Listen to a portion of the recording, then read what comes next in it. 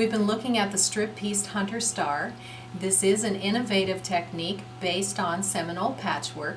And remember that Seminole patchwork is based on strip piecing. We're working with strips of fabric. And if you strip piece a single color, a narrow piece of red to a larger piece of white, this narrow piece will become the diamond, and this larger piece will become the center of the block. Now, if you pieced a narrow bit of red to both sides, indeed you would have diamonds at both sides of the strip. We have a problem though, because the hunter star block features diamonds going in opposite directions. And you can see with our strip piecing technique, we won't get that result. So, how can you do a strip piecing technique to end up with diamonds going the opposite directions at both ends of this diagonal strip? I discovered that you have to insert a seam through that narrow strip in order to have the diamonds going in opposing directions. Furthermore, we need to know the overall shape of one of these units. It contains both the diamond and a portion of the block. Now we're coming to a series of steps on the strip-pieced hunter star to show you how easy it is to figure out how big you'll cut your strips and how to put everything together. Working from your original drawing, add seam allowance around the shapes and measure how big will you need to cut that strip, which will become the small diamonds.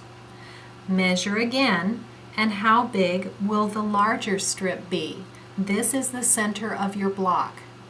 In the example I'm showing you, I'm working with an 8-inch block.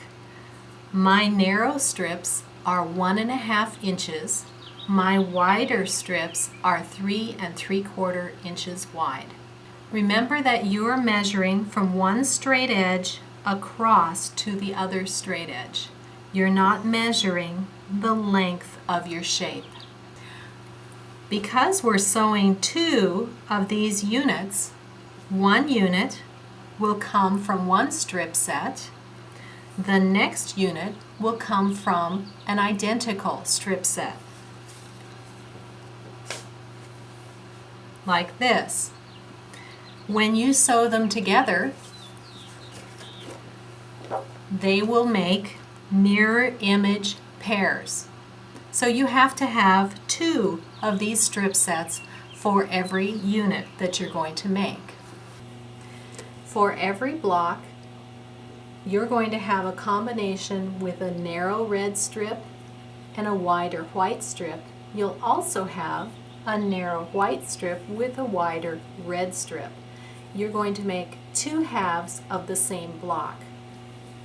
Here's the original block, and this section, this little narrow piece, I'll fold it away here. This will become the diamond. The center of this strip will become this area here. On the white fabrics,